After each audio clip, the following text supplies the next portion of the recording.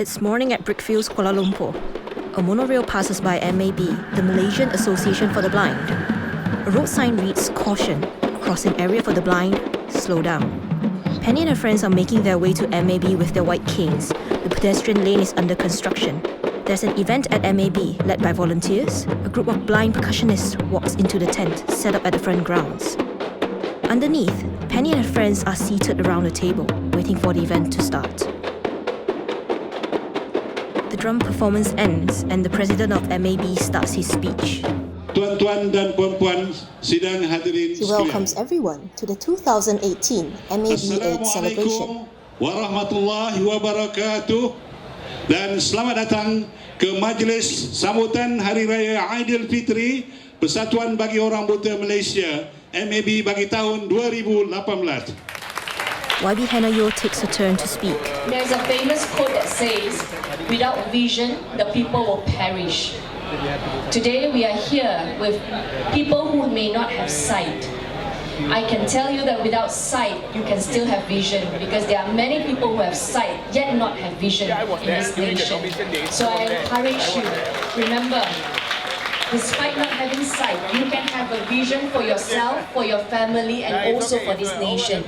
Penny eats while listening to the speech, seemingly occupied with what was being said. 2018 FreedomFilmFest presents In the Dark.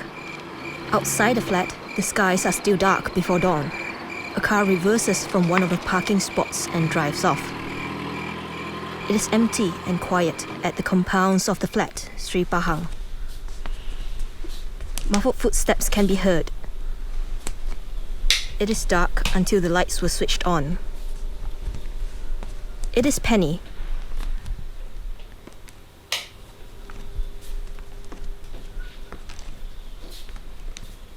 She passes through the kitchen and enters the bathroom. Coming out from the bathroom, Penny then turns on the water tap and brushes her teeth at the kitchen sink. Cupping some water from the tap, she washes her face with her hands. Penny's husband Adam is awake. He sits up from the bed while Penny enters the room to make the bed. Adam, who's blind, walks out from the bedroom to pray in a smaller room.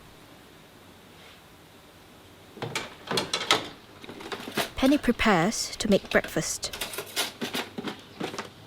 Adam completes his morning prayers and stands waiting as Penny makes a cup of Milo. Do you want bread? Okay.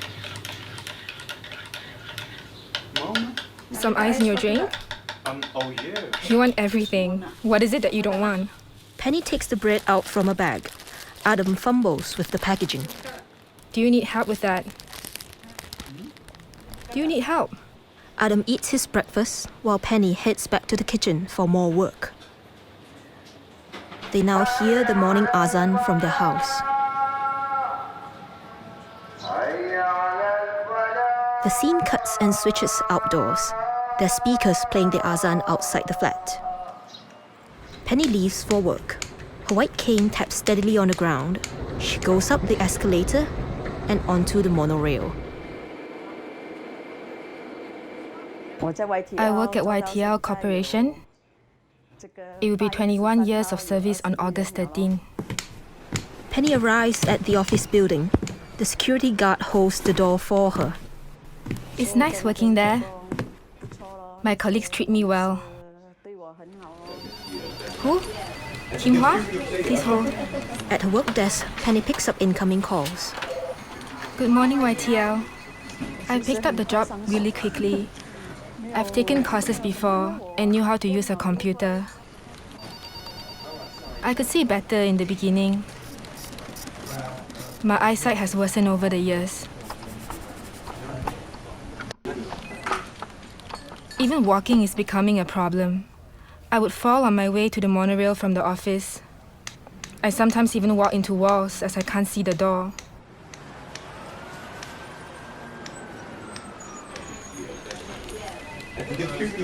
Even my colleagues tell me, your eyesight seems to be getting worse. After my surgery in March 2014, I started losing slowly my ability to decipher words.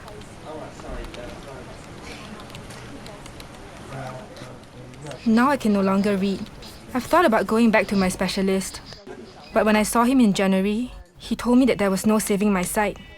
I want to help, he said, but there's no cure. Penny and her friend Kent arrived at the hospital. They're seated at the waiting hall when a nurse passes them their ticket. It's the same number as my IC. His friend asks, "Are you betting?" Yeah, of course. I'm buying a lottery ticket. Why are you laughing? If I strike big, I'm gonna set up a hospital. A hospital for the poor. A nurse leads Penny into the doctor's room. Kent accompanies her. The doctor is looking at Penny's file when Kent cracks a joke. Hey doctor, they're just filming a little.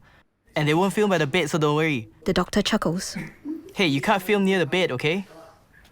YTL has hired many blind staff before, but they never last long.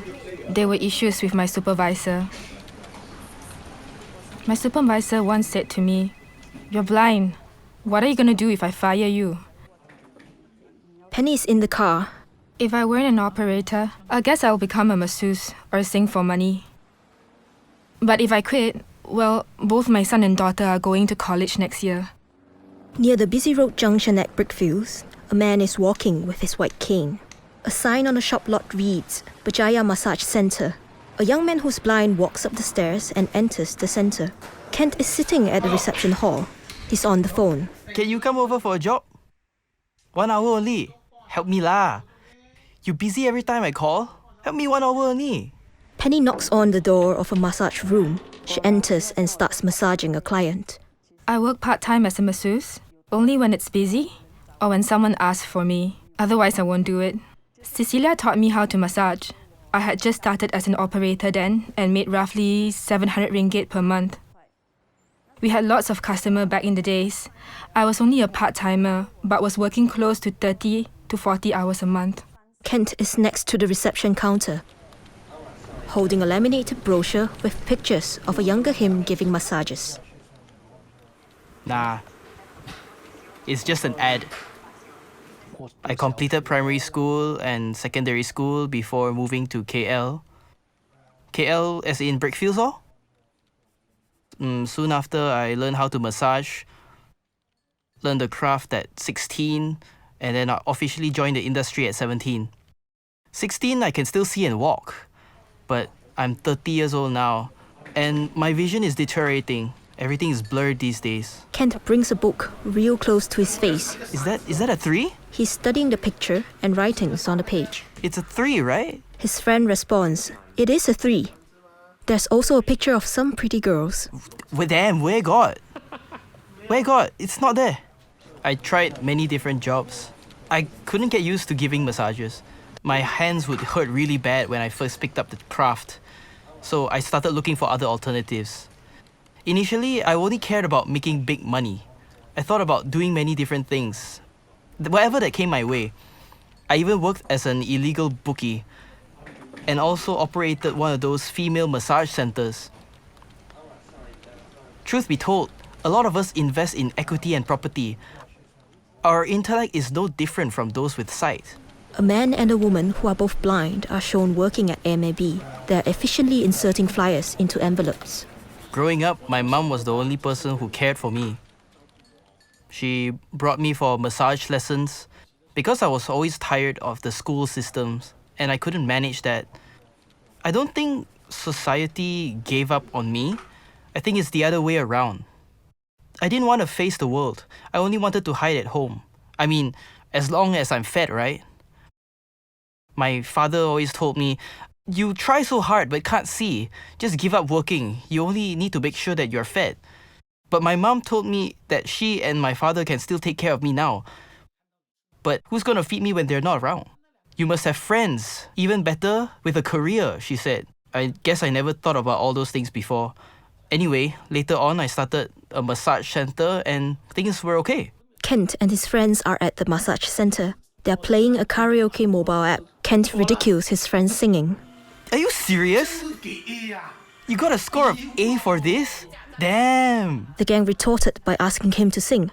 "Sing something," they say. You had to pay me. Kent demonstrates how he searches for a song within the app. Song or artist. You double tap, then swipe. Kent is singing and having a good time.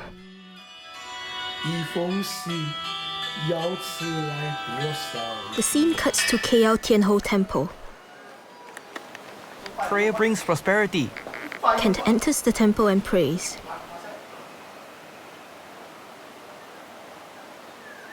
His friend guides his hand to insert the incense stick into the pot.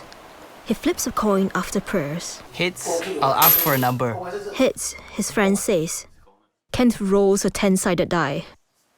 What's the number? 8, his friend answers. Oh God. 0, Oh God. 0, Let it be nice. Give me a good number. 5. 8005. Kent happily takes his die and leaves the temple. Go back. Okay, good. Inside the massage center, Kent is lying on a massage bed. He's using his phone to listen to the lottery numbers.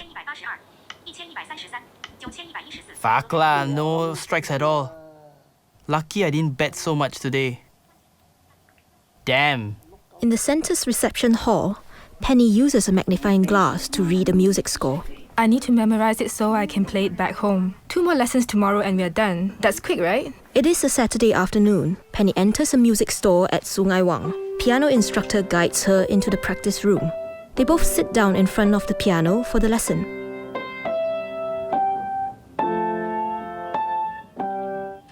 Her instructor tells her to move her fingers across different keys on the piano. 就是 A C E， 或者你要在这边也是可以。你看你那个，你比较喜欢哪个 A C E？ 啊，对，然后过后你整个手移在 C F A， 你是用。After the lesson and on the way home, Penny starts complaining about her instructor. Don't you think she's not sure how to teach the blind? She never reads out the do-re-mis to me. And that's really weird. I have to depend on myself, on my memory. But what do I know? I can't see. I have to lean in real close and use a magnifying glass to read. See, now I have to memorize everything when I go back. I told her that I'm blind. She knows. Inside MAB's music chamber, Penny and her friends who are blind are singing along with piano accompaniment. A choir member is reading the lyrics in Braille. There's a newspaper clipping on the wall that reads, "Memorizing beats with the help of Braille. Blind choir rejoices in music." Aside from piano lessons, I take harmonica lessons every Monday at MAB. There are also singing lessons on Tuesday. On Wednesdays, I rest.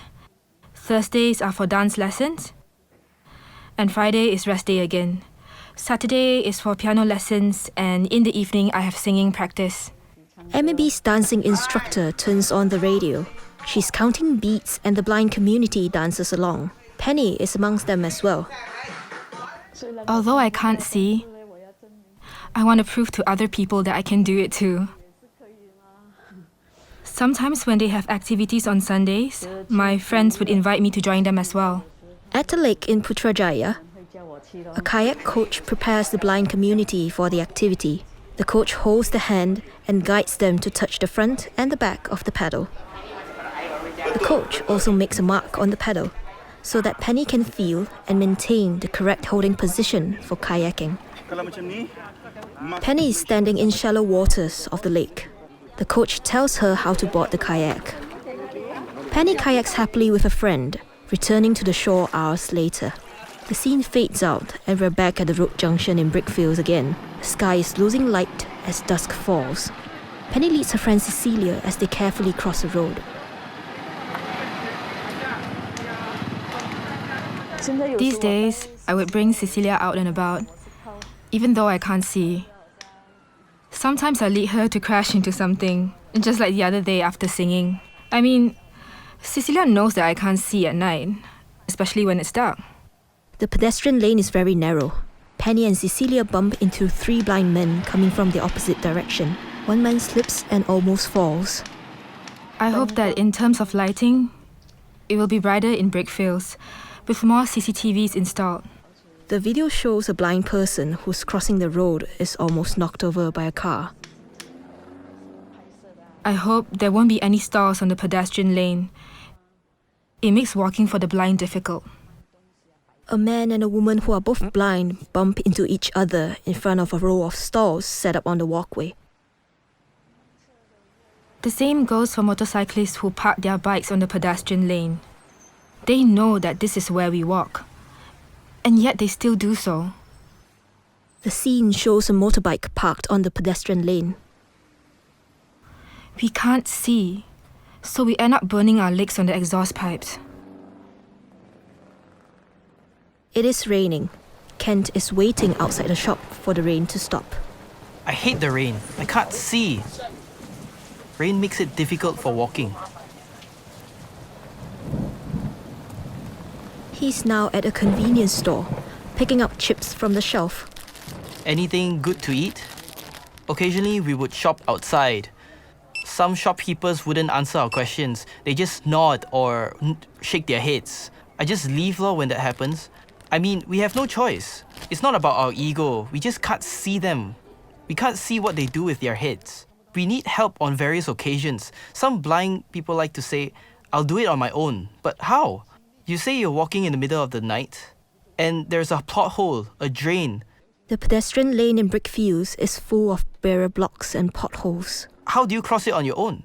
No matter what, you're gonna fall. To me, the hardest part is going through everything on your own. If my mom or dad is ill, if something happens to my family, I'll have to make decisions and settle everything on my own. Kent enters a car. He's heading for his hometown, Klang. My father never played his role. If he did, things would be different. The car passes through some places in Klang. When I was sick, he didn't even take the bus from Klang to Brickfields. Motherfucker, Brickfields is not that far from Klang. Motherfucker, does he even care about his own son? Dick, he's always been this way. Ken gets out from the car and walks toward a school. This is the private Chinese school where I studied up to Form 2, though I stopped midway through the year. That was the way back then. Attended a regular school just like everybody else. I used to play ball too. I could see a little that time. Now I can not see nor play ball. Some students are seen playing basketball at the basketball court. My parents always encouraged me to study, but I couldn't be bothered. I guess there's no other way. If you're not interested in school, you just have to learn other skills slowly. It was funny. When I first came to school, I asked every student their names and introduced myself. I told them I have a sight problem. If anything comes up, you'll have to help me. It's bad enough that they didn't help me. They even made fun of me. Oh, he can't see. Is he serious? He's pretending to be blind. He's fishing for sympathy. It was difficult to go to school. The students bullied me and the teachers only know how to punish me, claiming that I was trouble. But I didn't mean to. I was bullied all the time. I didn't know what to do. Even if I didn't throw books or throw tantrums, how was I supposed to react to the sand? My books were vandalized with black ink, colored pencils, watercolor. They put sand and even chalk in my drink. Yes, they left chalk in it. I wasn't afraid when they switched off the lights in the bathroom, but they locked me in and they wouldn't let me out. So I kicked the door again and again. And when the headmaster heard it, he just went, "Oh, there goes the crazy again." People didn't understand. They say we blind are hard to get along with. Ken walks around the campus and enters the canteen. My relationship with my parents? My mom was nicer. She brought me to school, brought me around, and brought me out for food. My father was always busy with work. He always wanted money. That's just the way he is. He neglected me. There were times when my blindness frustrated him, and also he was busy and stressed out with his business. He didn't bother with me much. That's why until today I'm not close to him. Back in the car, Ken points to the house he grew up in. This is the house. He looks troubled and shows no interest to leave the car or enter the house. We were supposed to go into the house I grew up in, but my father and I, we don't talk much. So let's just skip the drama. I mean, If we talk too much about the past, it's going to upset everyone. Some joss paper offerings are being burnt. Monks are chanting. Kent in white faces the fire.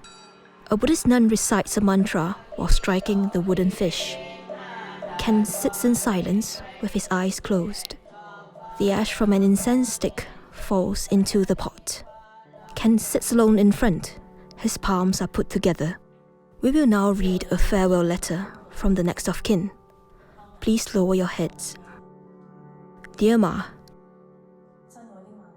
in a few hours, I'll be sending you off. Ma, when the world gave up on me, thank you for still having hope in me, even when I couldn't see.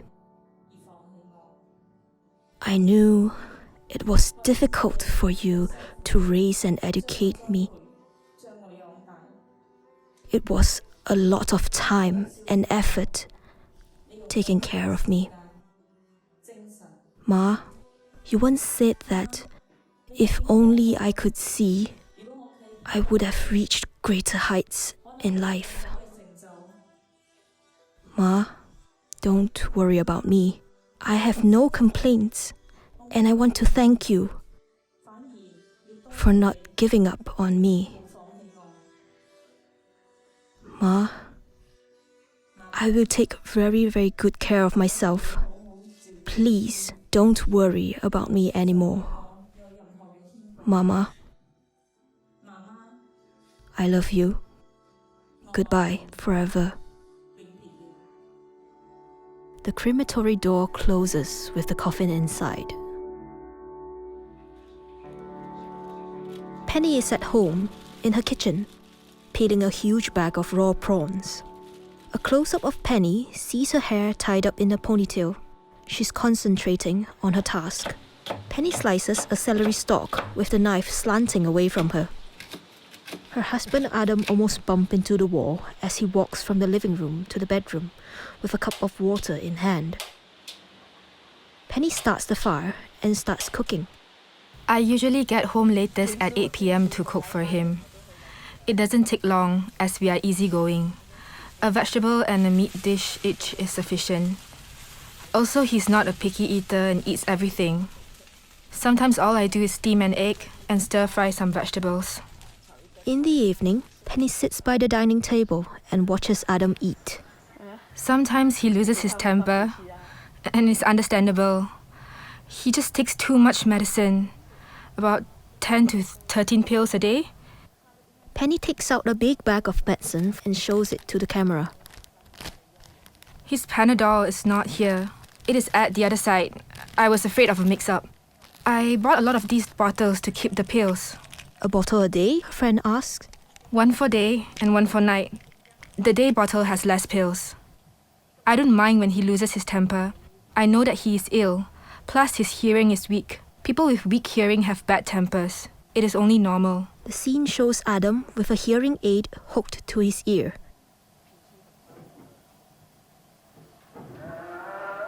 Outside the flat, the halls and corridors are filled with parked motorbikes. Honestly, my husband doesn't like the environment. Because people aren't nice, they never help us. There were many times when I was taking the lift, when these children wouldn't let me in. They would say, "The lift is not working, you can't get in." Even the adults, they wouldn't inform us when the lift arrives, even though we can't see.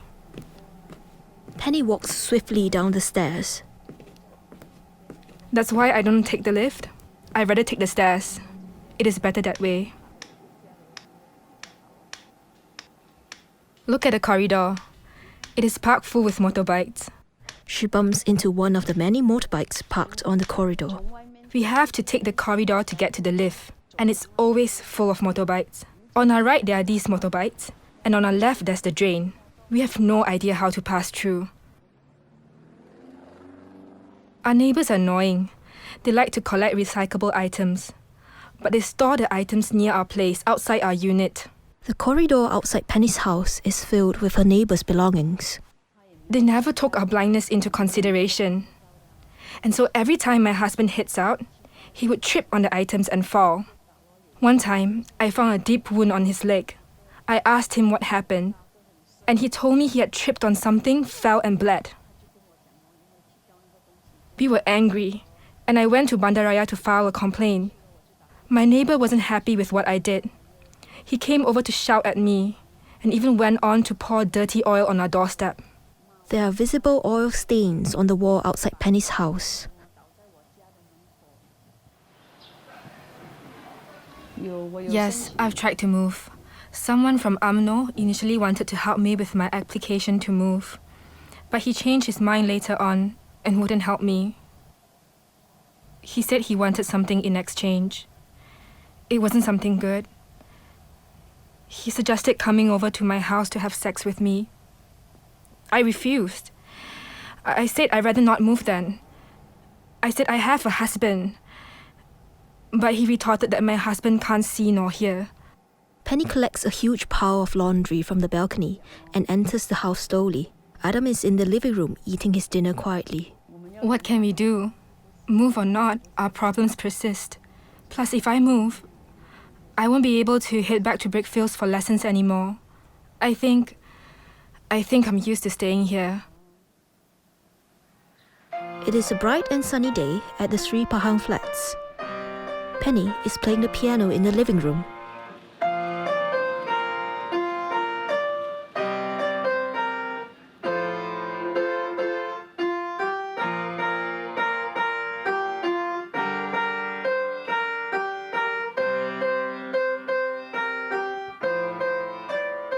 It has been a year since Kent's mother's passing. Kent shops for offerings at the religious supply store. The storekeeper explains the different functions of the incense sticks. Kent arrives at Nirvana Memorial Park. I don't know what to say. I was sad when she passed away, but now I feel heartbroken, like a person who lost a limb. I have no siblings, so my mom was everything. She washed and ironed my clothes. I didn't think about it when she was around, but after she left, I felt that my blindness made me useless. My mom is gone. There isn't anyone who will help me. I'm having a really hard time. Ken holds a box of joss paper offerings and prays in front of his mother's urn. Life is pointless without my mom. I'm just living day by day. I couldn't care less if I was sick and dying. Ken then walks to the furnace and prays. Take it, Mom. I'll be with you eventually. The joss paper offerings disintegrate into black ash.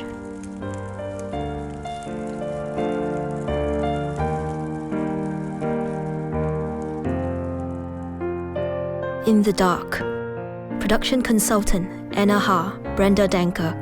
Produced by Freedom Film Network. Supported by Penang Institute, My Docs. Director Watan Low.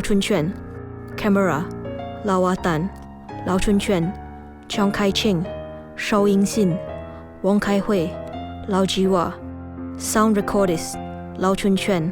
Video editor Watan. Music Jin Yu, Penny Chu. Audio mixing Chris Higgs. Translator Leong Dan Shao, Adam Adli, Chen Wei Kin. Poster designer Lu Pei Yi. Audio description Leong Dan Shao, Leong Jae Yu, Isaac Si Hu. Special thanks to Goethe Institute Malaysia, Marcus Vetter, Chu Hui Sin, Pusat Komas, Tan Chui Mui, Paul Jarretts, the late Yap Yang Yin, Ken Yam, Penny Chu, Cecilia Wui, Cheong Wei Lun, Berjaya Blind Massage Centre, Malaysia Association for the Blind, MAB, Rumah Atap Library and Collective. This film is dedicated to those struggling in the dark. Thank you for listening.